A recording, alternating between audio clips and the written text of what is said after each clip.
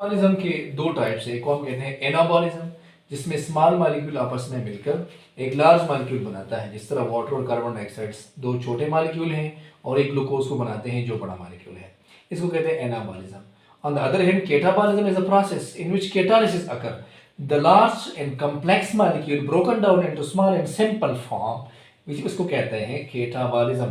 For example, अभी glucose है, इस ग्लूकोज की ब्रेकडाउन हो जाए, जिस तरह रिस्पायरेशन है, सेलुलर रिस्पायरेशन में क्या होता है, कैटालिसिस होता है, इसकी ब्रेकडाउन हो जाती है तो उसमें ऑक्सीजन बनता है प्लस वाटर बनती है और एटीपी बनता है। अब ये छोटे मॉलिक्यूल बन जाते हैं, इसको कहते हैं कैटाबॉलिज्म।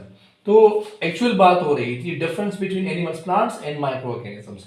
सो एनिमल्स और हेट्रोट्रॉफ्स जो अपना खुराक खुद तैयार नहीं कर सकते, जो अदर सोर्स यानी प्लांट्स को यूज कर रहे हैं।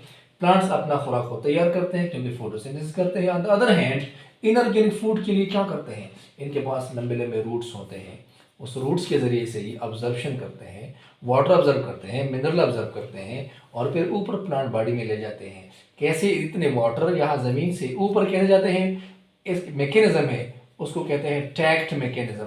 टैक्ट मैकेनिज्म के तहत ये वाटर और ये मिनरल्स ऊपर प्लांट बॉडी में पहुंच जाते हैं। अभी माइक्रो ऑर्गेनिज्म रह गए कि माइक्रो ऑर्गेनिज्म, ये तो बिल्कुल माइक्रो ऑर्गेनिज्म होते हैं, छोटे होते हैं। माइक्रो ऑर्गेनिज्म उसको कहते हैं जिसको हम अपने नेकेड आई से नहीं देख सकते, उसको देखने के लिए हम माइक्रोस्कोप इस्तेमाल करते हैं। तो एक बड़ा डिफरेंस, चूँकि माइक्रो ऑर्गेनिज्म जो है वो प्रोकैरियोटिक हैं और एनिमल और प्लांट्स यूकैरियोटिक हैं। इसके ऊपर अगले लेक्चर में बहस होगी कि what is the difference between prokaryotic organism and eukaryotic organism. But in this case now, micro organism भी फोटोट्रॉफिक और हेट्रोट्रॉफिक होते हैं। तो इसमें जो हेट्रोट्रॉफिक है, ऑलमोस्ट हेट्रोट्रॉफिक है, वो वर्क करते हैं एज अ डिकम्पोजर्स, और जो ऑटोट्रॉफ हैं वो दो किस्म के हैं।